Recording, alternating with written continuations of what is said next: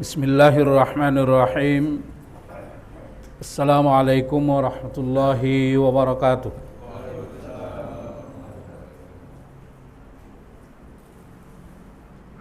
Innal hamdalillah nahmaduhu wa nasta'inuhu wa nastaghfiruh. Wa na'udzu billahi min shururi anfusina wa min sayyiati a'malina. May yahdihillahu fala mudilla lahu ومن يضلله فلا هادي له أشهد أن لا إله إلا الله وحده لا شريك له وأشهد أن محمدا عبده ورسوله لا نبي بعد اللهم صل على محمد وعلى آله وأصحابه أجمعين أما بعد jemaah sekalian yang insyaallah dirahmati Allah Subhanahu wa taala, kita lanjutkan kembali kajian tauhid masih dalam pembicaraan tentang At-Tawwab, yaitu pembicaraan terakhir tentang nama Allah At-Tawwab, yaitu tentang doa yang diajarkan oleh Rasulullah sallallahu alaihi wasallam kepada kita yang berkaitan dengan nama Allah At-Tawwab. Wa kana Rasulullah sallallahu alaihi wasallam yu'allimu ashabahu hadha ad-du'a kama yu'allimuhum at-tashahhud. Adalah Rasulullah sallallahu alaihi wasallam mengajari para sahabat tentang doa ini sebagaimana Rasulullah sallallahu alaihi wasallam mengajarkan mereka doa tasyahud. Apa doa yang diajarkan oleh Rasulullah sallallahu alaihi wasallam tentang At-Tawwab? Allahumma alif baina qulubina wa aslih dhata bainina wahdina subulas salam wa najjina minadh dhulumati ilan nur wa jannibna al-fawahisha ma dhahara minha wa ma batan wa barik lana fi asma'ina wa absarina wa qulubina wa azwajina wa dhurriyyatina wa tub alaina innaka antat tawwabur rahim waj'alna syakirina li ni'matika muthnina biha qabiliha wa atimmaha alaina. Ini doa yang sangat bagus, yang sangat mencakup yang diajarkan oleh Rasulullah sallallahu alaihi wasallam kepada para sahabat-sahabatnya. Nah, ini doa antara lain adalah doa yang kandungannya memohon agar supaya dosa-dosa kita diampuni oleh Allah Subhanahu wa taala. Karena antara lain cara untuk mendapatkan ampunan dari Allah adalah dengan terus-menerus berdoa agar supaya Allah Subhanahu wa taala hapuskan dosa kita. Maka dari itu Allah katakan dalam sebuah hadis kudusi, wahai anak manusia, seandainya engkau memiliki dosa sepenuh bumi, tapi engkau terus-menerus takut dan mengharap kepadaku, meminta kepadaku, maka aku akan ampuni dosamu. Aku akan ampuni dosamu. Nah, maka dari itu antara lain untuk mendapatkan ampunan adalah dengan berdoa kepada Allah agar supaya Allah Subhanahu wa taala hapuskan dosa-dosa kita. Antara lain juga agar supaya dosa-dosa kita dihapuskan Allah dengan melakukan amal-amal salih. Seperti umpamanya zikir. Zikir-zikir itu amal salih enggak? Amal salih. Kalau dia amal salih, Bisa enggak menghapuskan dosa? Bisa. Allah katakan atbi'is sayyi'atil hasanah tamhuha. Ikuti setiap kejelekan itu dengan kebaikan-kebaikan. Nah, jadi kalau kita sudah sadar telah jatuh kepada dosa, nah, segera ikuti dosa itu dengan kebaikan. Kalau sudah sadar jatuh kepada dosa, istighfar dengan segera, lalu ikuti dosa itu dengan kebaikan-kebaikan. Nah, jadi sebenarnya enggak susah. Tidak ada yang susah agama ini, tidak ada yang susah ibadah dalam agama kita. Permasalahannya kita aja nggak mau. Tidak mau. Kenapa tidak mau? Karena tidak mau mengalahkan syahwat. Karena semua ketaatan itu tidak disukai oleh syahwat manusia. Nah, jadi tantangan terbesar kita dalam beribadah adalah diri sendiri, yaitu syahwat. Kenapa? Karena semua ketaatan itu tidak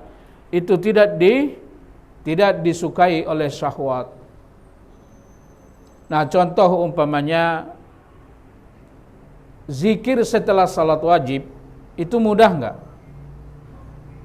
Mudah enggak, Pak? Subhanallah berapa kali? Alhamdulillah berapa? Allahu Akbar 33. Jadi semua berapa? Ditutup dengan la ilaha illallah menjadi 100. Kalau 100 kali 5,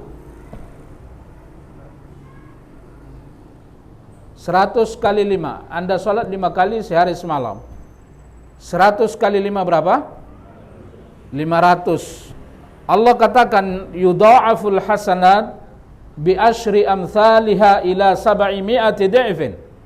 Setiap kebaikan aku balas minimal 10 kali lipat sampai 700 kali lipat. Kita ambil jumlah paling rendah, 10 kali lipat, 500 kali 10. 5.000. Nah, nanti Anda ketika mau zikir, mau tidur, berzikir lagi. Apa zikirnya? Subhanallah 33, Alhamdulillah 33, Allahu Akbar berapa? Allahu Akbar 34. Jadi jumlahnya berapa? 100 kali 10 1000. 5.000 tambah 1.000 6.000. Kira-kira ada dosa enggak 6.000 hari ini? Ada. Nah, itulah yang harus diimbangi. Itu harus menjadi motivasi bagi kita. Nah, belum lagi nanti insya Allah istighfar. Iya kan? Istighfar. Itu tadi yang zikir yang harus dihitung. Yang jumlahnya harus dihitung. Yang jumlahnya harus tepat sesuai dengan apa yang diajarkan Nabi. Nah, zikir yang itu aja dulu tadi itu adalah jumlahnya 6.000 minimal. Kalau Allah lipat gandakan 700 berapa itu? Kalau Allah lipat gandakan 500 berapa? Itu tadi kita hitung jumlah yang paling rendah sesuai dengan janji Allah yang ada dalam hadis kudusi. Itu yang jelas-jelas yang sudah diberikan Nabi jumlah tertentu. Bagaimana dengan zikir yang lain yang tidak tertentu jumlahnya, yang bisa kita lakukan sebanyak mungkin? Bagaimana dengan istighfar? Bagaimana dengan bacaan Al-Quran? Satu Al-Quran berapa kebaikan? 10 kebaikan. Berarti dia bisa menghapuskan 10 keburukan. Nah, jadi harus hitung-hitungan juga dalam beribadah. Nah, maka dari itu Allah katakan atbi'is sayyi'atil hasanah tamhuha. Ikuti setiap kejelekan itu dengan kebaikan. Maka Allah katakan dalam Al-Quran, istaghfiru rabbakum. Meminta ampunlah kalian terhadap Rabb kalian. Summa tubu ilaih. Kemudian kembalilah beribadah. Kembalilah beribadah kepada Allah. Dulu saya banyak meninggalkan salat. Apa yang harus saya lakukan? Istighfar. Bertaubat dengan taubatan nasuha. Lalu setelah itu apa yang harus lakukan? Lakukan salat sunnah sebanyak-banyaknya. Ini yang dimaksud istaghfiru rabbakum tsumma tubu ilaih. Nah, jadi kita harus berpikir situ. Maka dari itu Allah katakan, ya ayyuhalladzina amanu taqullaha wal tanzur nafsum ma qaddamat lighad. Wattaqullaha innallaha khabirum bima ta'malun. Kira-kira hari ini dapat dari HP berapa dosa? Dapat dari HP berapa dosa kira-kira? Banyak. Ya udah, itu harus diimbangi. Itu harus diimbangi dengan zikir, dengan doa, dengan amal-amal saleh. Nah, antara lain apa-apa hal yang sangat luar biasa menghapuskan dosa. Zikir yang bentuknya menghapuskan dosa. Adalah menuntut ilmu. Adalah menuntut ilmu. Kalau kita menuntut ilmu bagaimana? Besar nggak pahalanya? Kalau kita menuntut ilmu, seluruh makhluk memohon kepada Allah. Memohon kepada Allah Subhanahu wa ta'ala agar supaya dosa kita diampuni Allah. Malaikat memohon kepada Allah. Bahkan kata Nabi, ikan atau makhluk yang ada di dasar lautan pun ikut memohon agar supaya orang yang menuntut ilmu itu dosanya diampuni oleh Allah Subhanahu wa ta'ala. Maka dari itu Ibnul Mubarak mengatakan, apa Ibnul Mubarak bilang? Saya sangat heran melihat orang yang tidak mau menuntut ilmu. Saya sangat heran melihat orang yang tidak mau menuntut ilmu, kata Ibnul Mubarak. Kenapa? Karena kata dia minimal ada dua hal di dalam majelis ilmu. Minimal ada dua atau tiga. Yang pertama, di majelis ilmu Anda bisa memperbaiki diri. Gimana kira-kira? Kalau saya kasih Bapak Al-Quran dengan terjemahan bahasa Indonesia, silahkan Bapak baca. Bapak paham? Bapak paham gak kira-kira? Saya kasih Bapak bacaan Al-Quran yang sudah diterjemahkan. Kira-kira Bapak paham gak apa maksud ayat-ayat itu lewat terjemahan itu? Paham? Paham gak?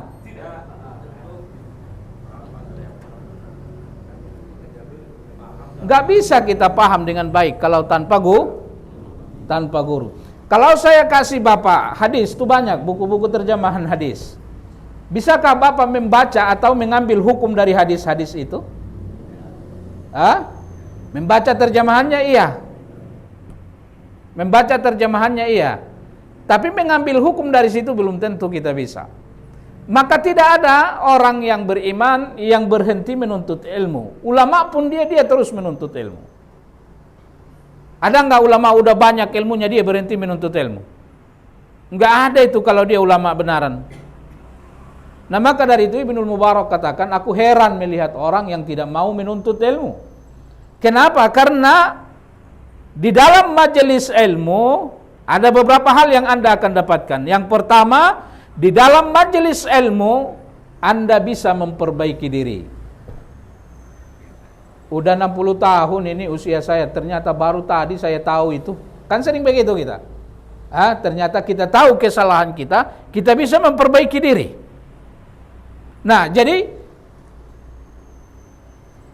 kita memperbaiki diri di majelis ilmu. Yang kedua, apa yang didapat di majelis ilmu? Engkau, kata Ibnul Mubarak, akan temukan teman sejati itu ada di majelis ilmu. Teman sejati yang sesungguhnya itu ada di majelis ilmu. Karena tantangan terbesar yang kedua dalam beribadah kepada Allah adalah teman. Tantangan terbesar dalam beribadah kepada Allah adalah teman.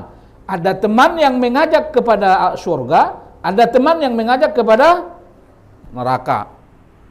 Ayo sholat yuk. Datang yang lain, nggak usah sholat, ayo main aja yuk. Ikut mana? Ikut mana? Ayo belajar yuk. Dengan belajar nanti kita belajar tauhid, iman semakin bagus.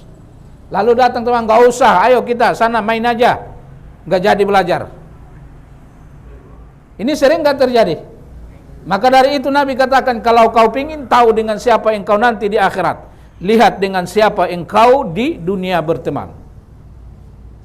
Nah, maka dari itu teman sejati yang sesungguhnya itu di mana? Adalah teman yang engkau temukan di majelis ilmu. Mereka lah teman yang sesungguhnya, dengan mereka lah engkau memperbaiki iman, dengan mereka lah engkau beribadah, dengan mereka lah nanti ruhmu digabungkan kalau sudah mati, dengan mereka engkau masuk surga barang-barang, dan di surga engkau bersama dia, dan dia akan menjadi pembelamu nanti di akhirat. Nah, seterusnya apa manfaat majelis ilmu? Adalah tempat untuk kita mendapatkan maghfirah, mendapatkan ampunan dari Allah. Nah, kalau kita, Nabi bilang, kalau kamu melewati taman-taman surga, kalau kamu melewati taman-taman surga, kata Nabi, bergabunglah kalian dengan sukarela, bergabunglah dengan rasa gembira. Kalau kalian melewati taman-taman surga, maka bergabunglah kalian dengan penuh sukarela, kata Nabi. Lalu sahabat bertanya, apa itu taman surga di dunia ya Rasulullah? Apa taman surga di dunia? Kata Rasulullah sallallahu alaihi wasallam, taman surga di dunia adalah majelis ilmu. Majelis ilmu. Kalau engkau melihat ada majelis ilmu, maka bergabunglah dengan sukaria. Karena itu adalah taman surga. Itu adalah taman surga. Sehingga kata Nabi, kalau ada orang yang mempelajari ilmu dalam sebuah majelis, maka malaikat yang melihatnya akan memanggil teman-temannya. Jadi ternyata ada malaikat taftish, malaikat yang patroli, siang malam gantian, ada shiftnya. Nah, kalau mereka melihat ada orang yang menuntut ilmu, mereka akan memanggil teman-teman mereka yang patroli di gang-gang itu. Mereka mengatakan, ayo kemari, di sini ada yang kita cari. Di sini ada yang kita cari. Lalu malaikat-malaikat itu datang, mereka berkumpul, kata Nabi. Lalu kata Nabi, mereka menemukan sayap-sayap mereka. Lalu Allah turunkanlah kepada mereka rahmat. Allah turunkan kepada mereka rahmat. Ini kalau begini menuntut ilmu di masjid, Allah turunkan rahmat yang sangat luar biasa. Anda ada dalam kebaikan. Contoh, apa kata Nabi?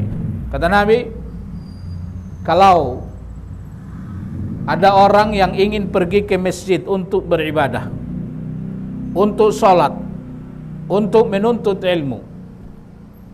Kemarin saya sampaikan masjid dibangun untuk dua hal minimal.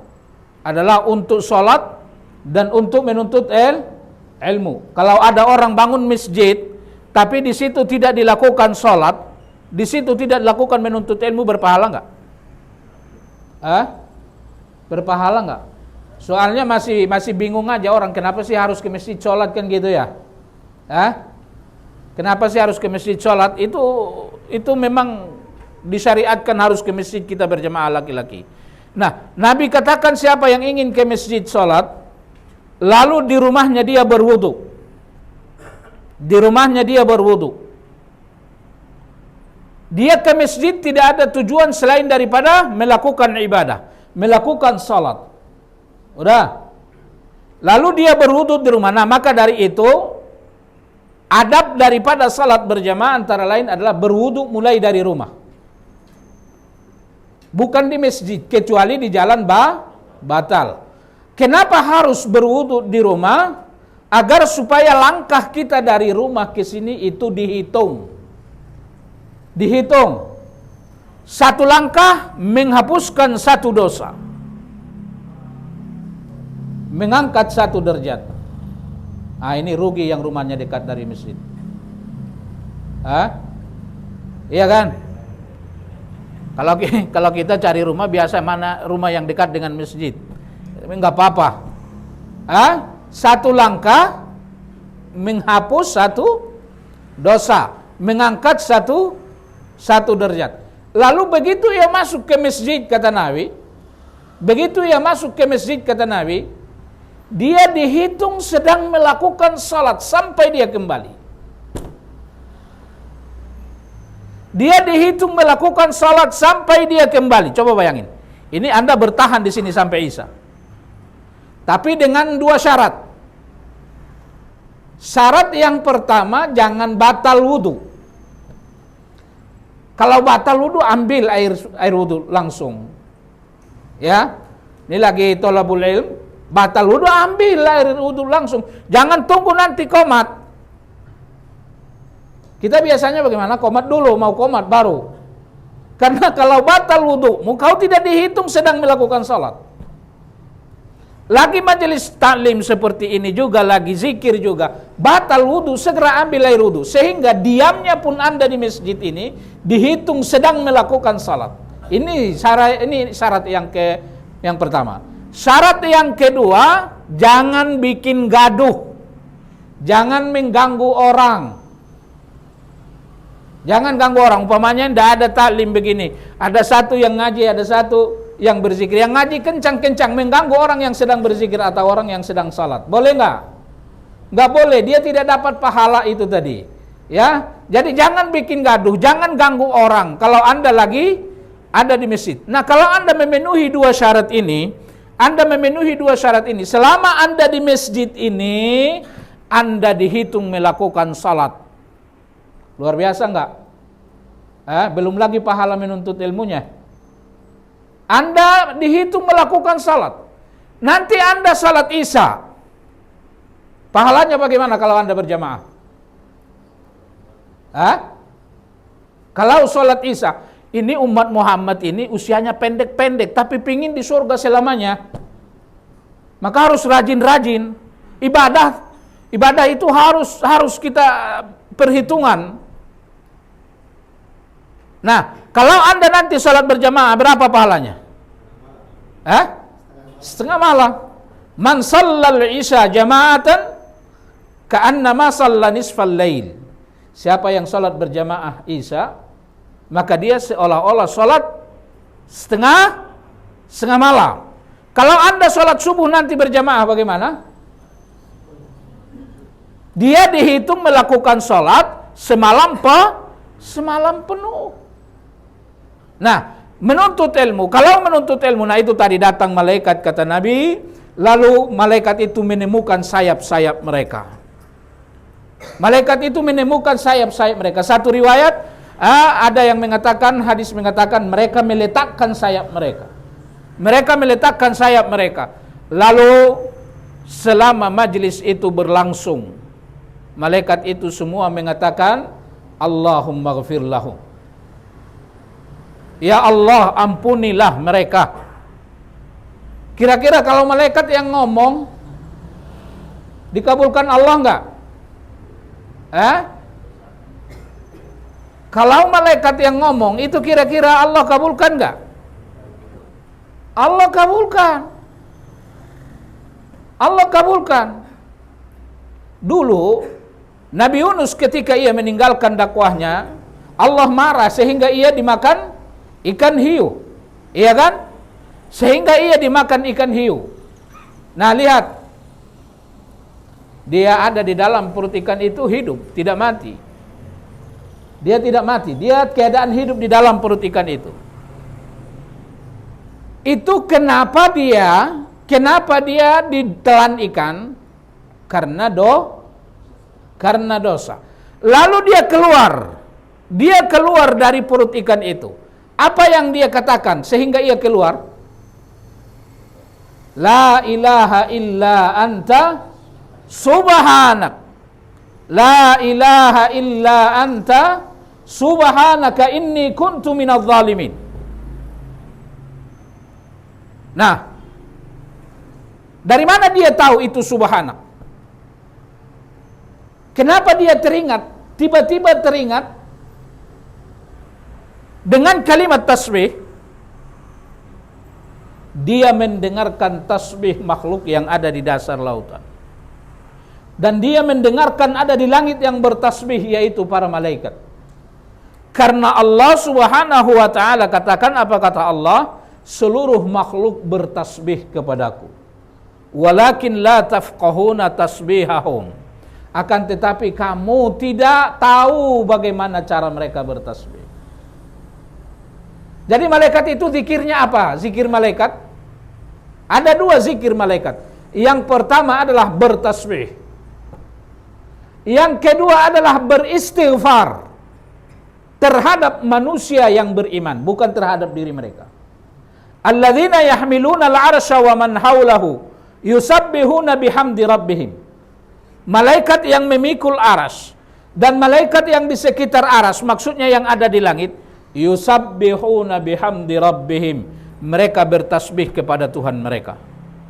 Wa yastaghfiruna lilladzina amanu, dan mereka beristighfar terhadap orang-orang yang beriman.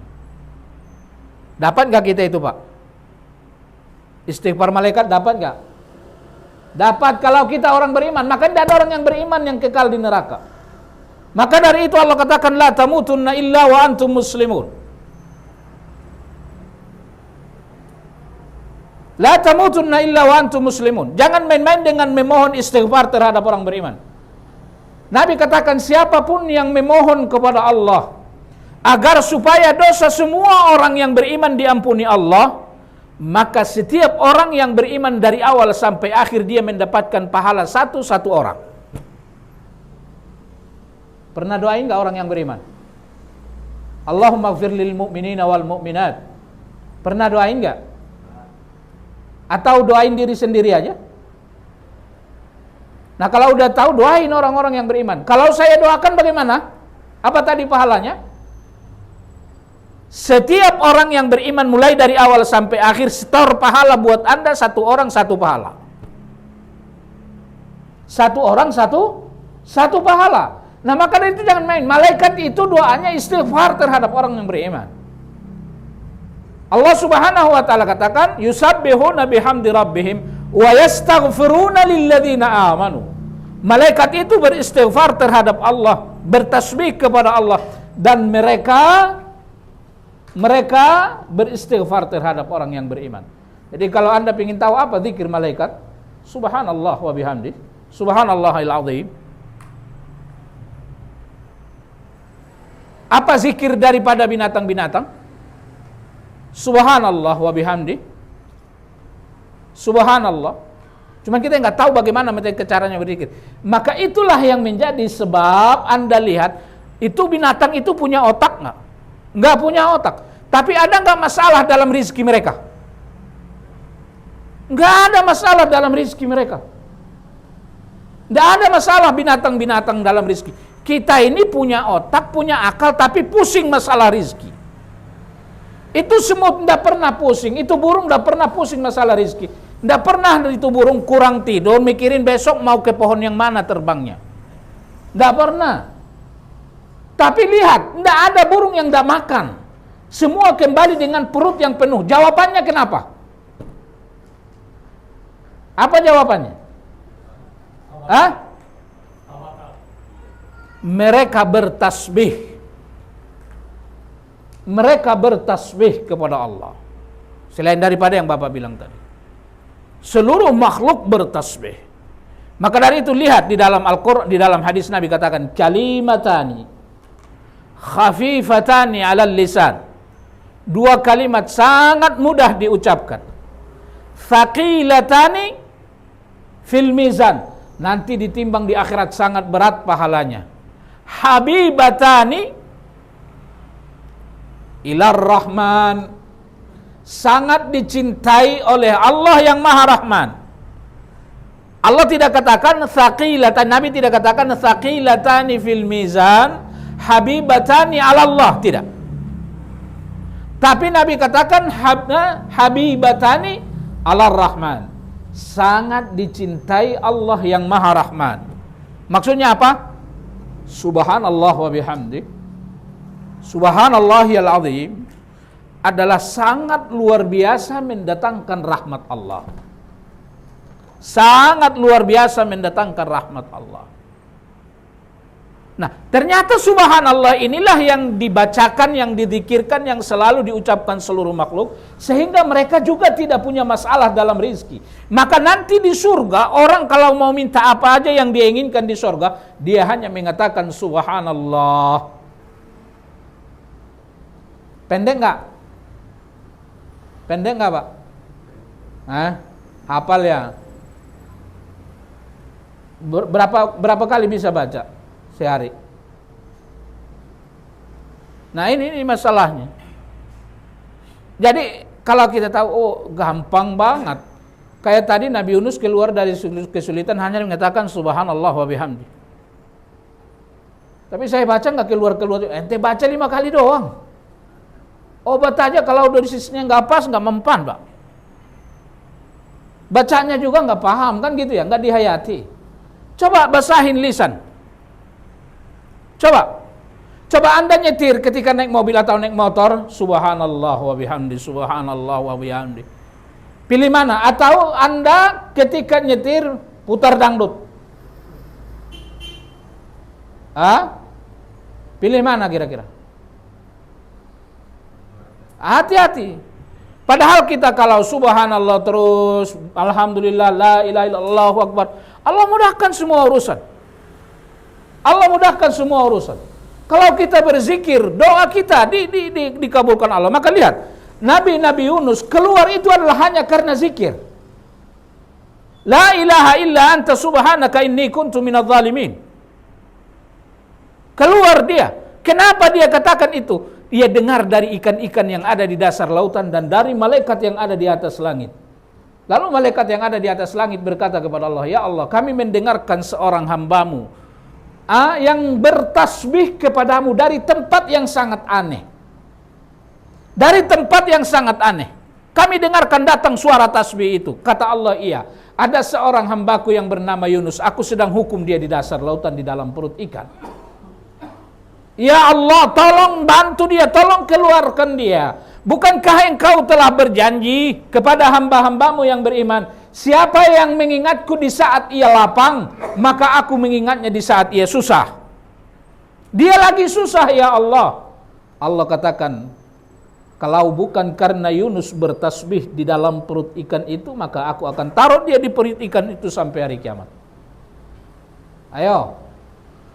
Jangan main-main dengan zikir. Kalau bukan karena Yunus bertasbih, maka aku akan taruh dia di perut ikan itu sampai hari kiamat. Maka ulama tafsir bilang ini ikan yang nelan Nabi Yunus masih ada sampai hari kiamat. Karena Allah katakan aku akan taruh dia di perut ikan itu sampai hari kiamat. Kalaulah bukan karena dia bertasbih. Saudaraku sekalian, jangan main-main dengan zikir. Sangat mudah zikir itu, tapi hati tidak akan pernah baik tanpa zikir. Dan hal yang paling hebat antara lain untuk membuat kita mendapatkan ampunan dari dosa-dosa adalah doa dan zikir-zikir kita kepada Allah Subhanahu wa taala. Coba hitung tadi yang saya katakan, zikir setelah salat wajib aja. Kita harus berpikir seperti itu agar supaya jangan begitu salam langsung pulang. Ya. Nah, jemaah sekalian yang insyaallah dirahmati oleh Allah Subhanahu wa taala, kita lanjutkan kajian kita bahwa tadi kita katakan antara lain cara untuk mendapatkan ampunan dari Allah adalah berdoa, antara lain adalah berzikir, antara lain adalah beribadah, antara lain adalah sabar dan lain-lain. Nah, apa doa yang diajarkan Nabi? Allahumma alif baina qulubina. Ya Allah, satukanlah hati kami. Wa aslih dzata bainina, dan perbaikilah hubungan di antara kami.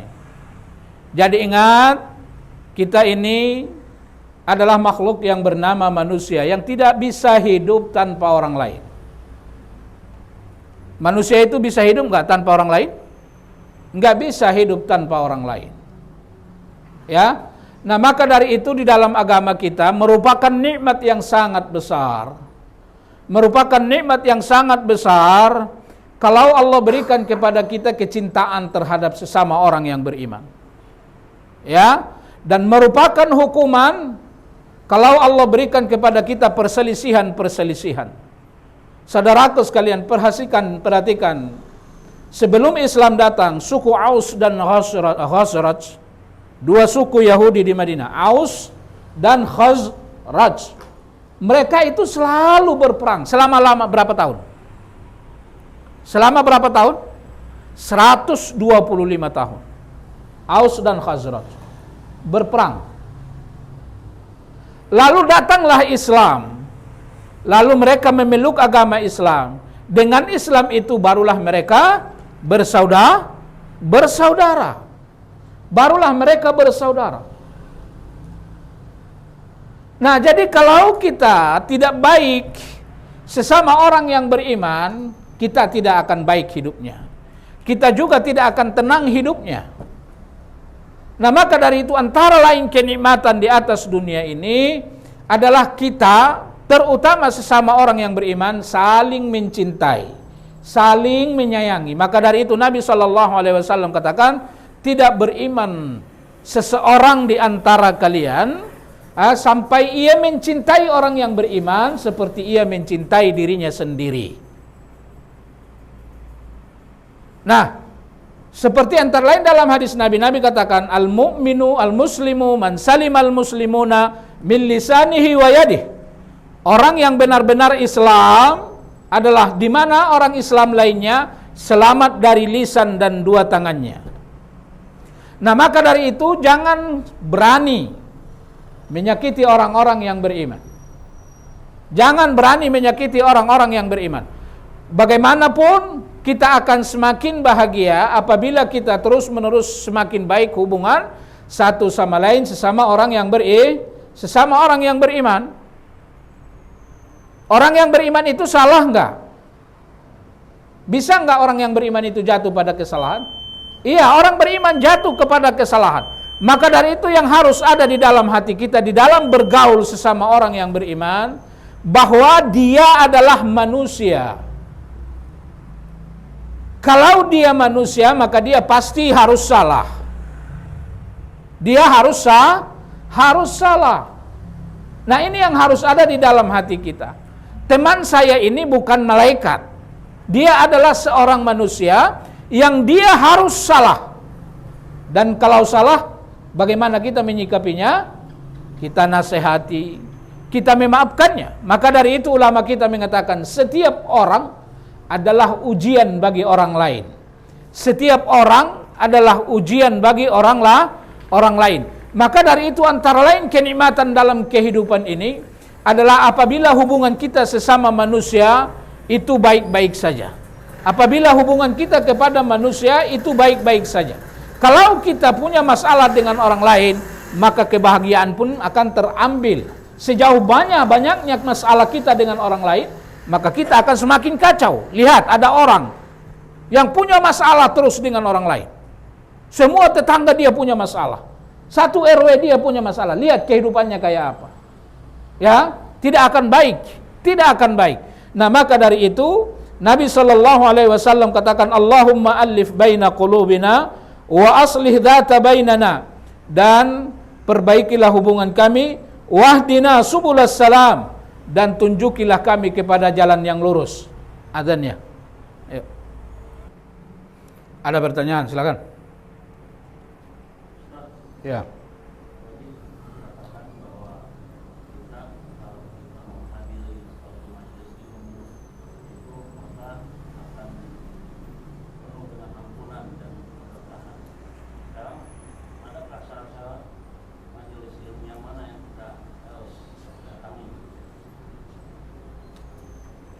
Yang pertama, majelis ilmu yang bagaimana yang harus kita datangi? Ya, majelis ilmu yang dia adalah bisa memperbaiki diri, bukan merusak diri. bisa memperbaiki iman, bukan yang merusak iman. Memperbaiki ibadah, bukan yang merusak ibadah. Maka dari itu, dalam menuntut ilmu itu apa yang menjadi acuannya adalah Al-Quran dan Sunnah.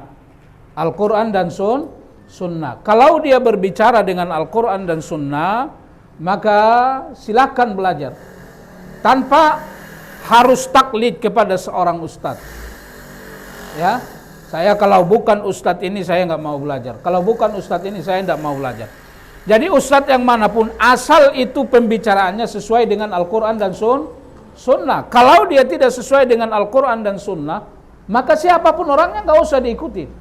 Karena tidak ada yang menjamin Anda masuk surga kecuali Al-Quran dan Sunnah. Ada nggak ustadz yang dijamin masuk surga? Tidak ada ustadz yang dijamin masuk surga. Siapa yang akan menjamin Anda masuk ke dalam surga? Siapa yang pasti membawa Anda ke surga? Hanya ada dua. Adalah Al-Quran dan Sunnah. Nah, ketika itu taklim adalah pembicaraan tentang apa-apa berkaitan dengan agama yang sesuai dengan Al-Quran dan Sunnah, maka itulah yang dimaksud dengan majelis taklim yang kita bicarakan tadi. Ada lagi? Ayo.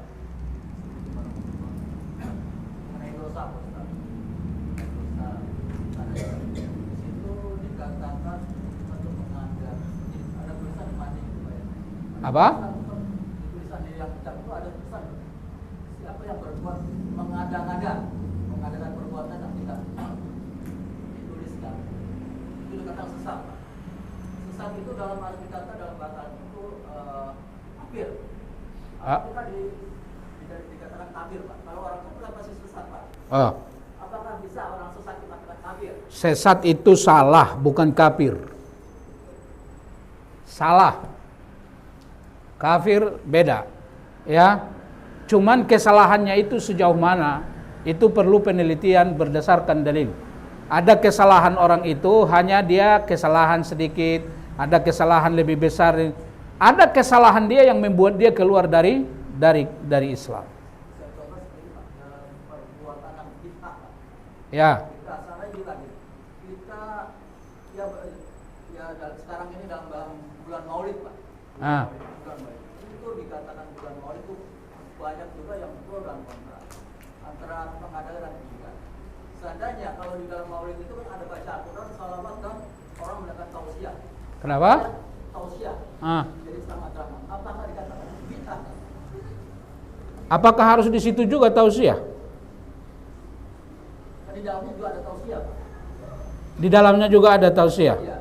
Jadi mendengarkan ibadah. Bukan itu pengkondisian itu bukan apa namanya, itu bukan melihat apakah di situ ada tausiah, lalu ketika ada tausiah di situ itu adalah sesuatu hal yang baik. Sekarang pertanyaannya, ini maulid ini Anda anggap ini sebuah ibadah atau tidak? Saya anggap ibadah karena di situ ada baca Al-Quran. Bukan ada baca Al-Quran. Setiap ibadah, rumus ibadah ada perintahnya. Coba baca Al-Quran di kamar mandi. Boleh nggak? Boleh nggak? Nggak boleh. Karena ada baca Al-Quran di situ.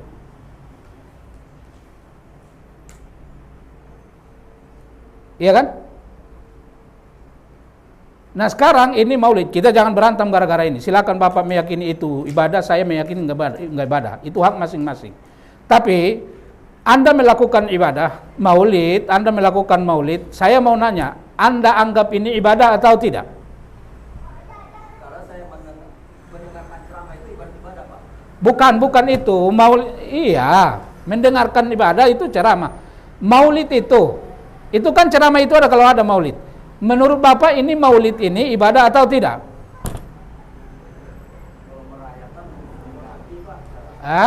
Kalau memperingati kelahirannya, itu bahwa kita mempelajari bahwa ada orang mengetahui sejarah dulu, sehingga tidak sejarah Islam itu tidak akan mati. Siapa bilang dengan cara begitu? Siapa bilang dengan cara begitu? Maulid itu nggak ada di zaman tabi'in, nggak ada. Ya, di zaman sahabat ada nggak maulid? Di zaman tabi'in ada nggak maulid? Imam Syafi'i tahu nggak maulid? Imam Malik tahu nggak maulid? Tahu nggak mereka? Ayo kita jawab, tahu nggak mereka? Hah? Nggak tahu kan? Ada nggak perintah dari Imam Syafi'i? Nah, jadi rumusnya bukan itu, Pak. Ini maulid Anda anggap ibadah nggak? Kalau Anda anggap ini ibadah, maka Anda harus menemukan perintahnya. Anda harus temukan perintahnya. Nah, tapi ini memang dianggap orang ibadah, maka itu yang menjadi sebab ada yang berantem gara-gara itu. Dia merasa bahwa dia terhalangi dalam ibadah. Iya kan? Nah, jadi ini orang-orang yang bodoh. Kalau umpamanya ini maulid, bapak-bapak ini, coba, ini maulid, ada orang yang mengatakan ini ibadah, ada orang yang tidak mau mengatakan ini ibadah. Mau berantem gara-gara itu? Mau tetap ngotot dengan gara-gara dengan sesuatu yang tidak jelas? Saya tadi katakan, apakah ada sahabat yang melakukan itu? Apakah ada tabi'in yang melakukan itu? Apakah ada mazhab yang 4 melakukan itu? Kalau ada, ayo kita sama-sama lakukan. Kalau enggak ada, apa juga keberatan meninggalkannya? Apa keberatannya? Apa keberatannya meninggalkannya kalau tidak ada? Ibadah yang jelas-jelas aja kita lakukan dengan baik itu sudah sungguh sangat luar biasa. Nah, jadi permasalahannya setiap sesuatu yang dianggap ibadah itu harus ada dalil. Harus ada dalil. Dan cobalah Anda dengarkan mereka yang mengatakan itu ada dalilnya. Itu semua dalil yang diperkosa. Dalil yang dipaksakan, bukan itu tujuannya. Tidak ada dalil yang jelas untuk itu. Tidak ada. Nah, lebih mudah saja, lebih mudah untuk memahaminya. Nah, kita 4 mazhab. Oh, ya. Ini yang paling jelas. Imam Syafi'i, Imam Malik, Imam Hanafi. Ada nggak mereka melakukan itu? Ya. Jadi ini persoalan yang tidak pernah selesai. Sehingga ini karena tidak dipahami, ukhuwah yang paling penting dijaga menjadi rusak. Gara-gara maulid tidak teguran. Dosanya besaran mana?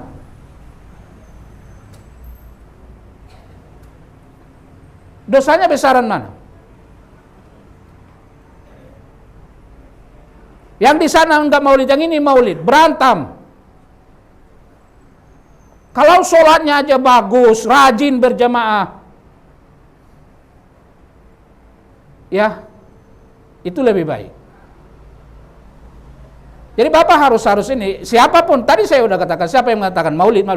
Coba perhatikan, apa dalilnya maulid. Dia pasti tidak menemukan dalil kecuali dalil yang dipaksa. Tidak ada tuh. Kan cinta sama Nabi, emang cara mencintai Nabi begitu? Nabi katakan, in kuntum tuhibbunallaha fattabi'uni yuhibbukumullah.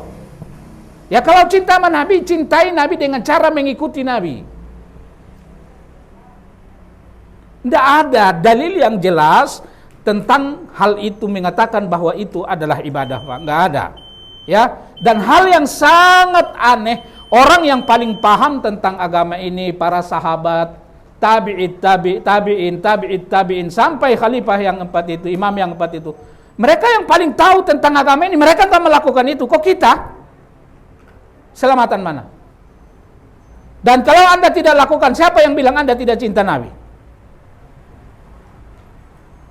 Mereka juga kalau kadang-kadang kita lihat, ya habis-habisan maulidan, tapi subuh nggak ke masjid sholat. Cinta Nabi.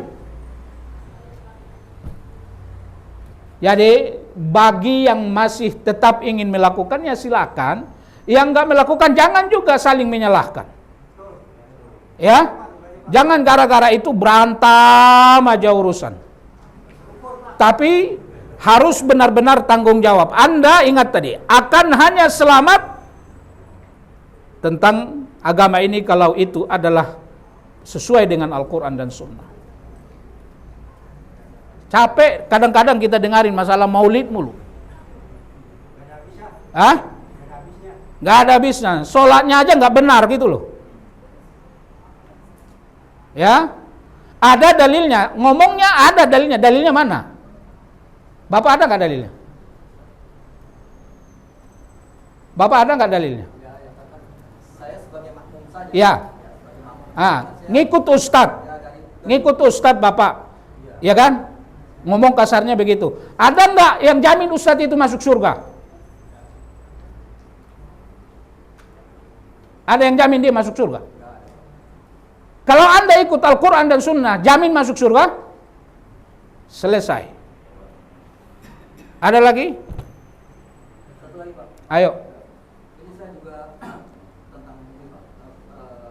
Tafsir. Tafsir itu ada surat Al-Baqarah ayat 62 di Al-Maidah 69. Dikatakan, hai orang yang beriman, Yahudi, Nasrani, Sabiin, janganlah khawatir di ayat kemudian. Itu apa maksudnya, Pak Ustaz? Apa katanya? Janganlah khawatir di ayat kemudian. Di akhir kemudian. Hari kiamat, Pak, maksudnya kemudian. Di ayatnya bagaimana? Ya, ayat. Al-Baqarah mungkin ada ayat yang ke-62. Hah?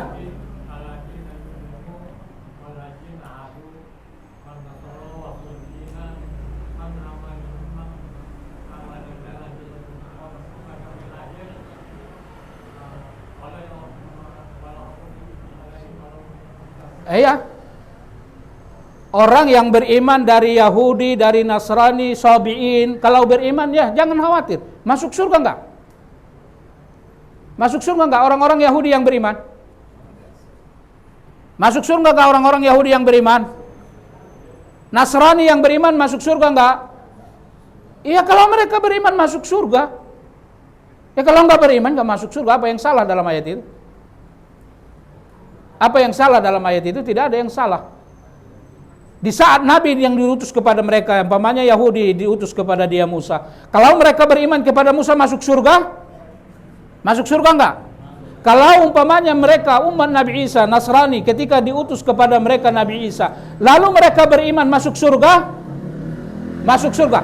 Tapi ketika Nabi Muhammad turun, lalu mereka agamanya dihapus. Agamanya dihapus. Tidak berlaku. Lalu mereka ikut Nabi Muhammad. Mereka masuk surga atau tidak? Masuk surga?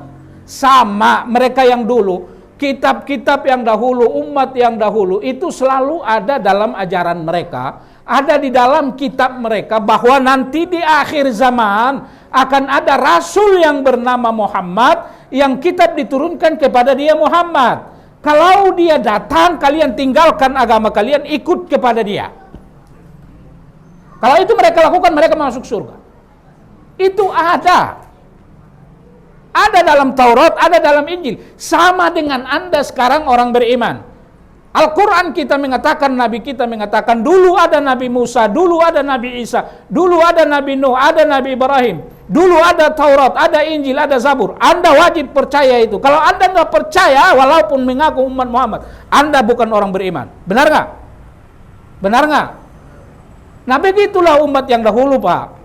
Jadi kita juga umat Muhammad ini diwajibkan meyakini setiap nabi dan rasul yang pernah diutus dan meyakini setiap kitab yang pernah diturunkan. Kalau Anda hanya mengatakan aku hanya percaya percaya Muhammad, percaya kepada Al-Quran, atau saya percaya kepada seluruh nabi kecuali Nabi Musa, keluar dari Islam.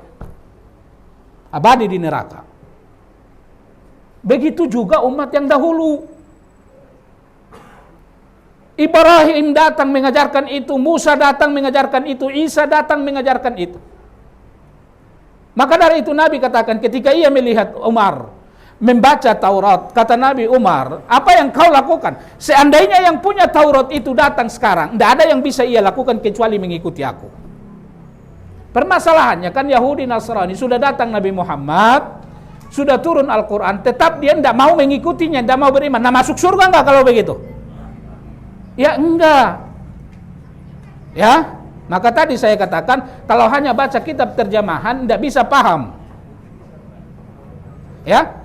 Tapi kalau mereka dulu mengikuti Isa, mereka itu begitu turun Nabi Muhammad, mereka masuk Islam, mereka mengikuti ajaran Rasul. Ya biar dia Yahudi, biar dia Nasrani, dia masuk Islam. Dia masuk surga. Tidak ada takut, tidak ada sedih bagi dia nanti di saat kematian tiba. Ya. Nah itu, ada lagi?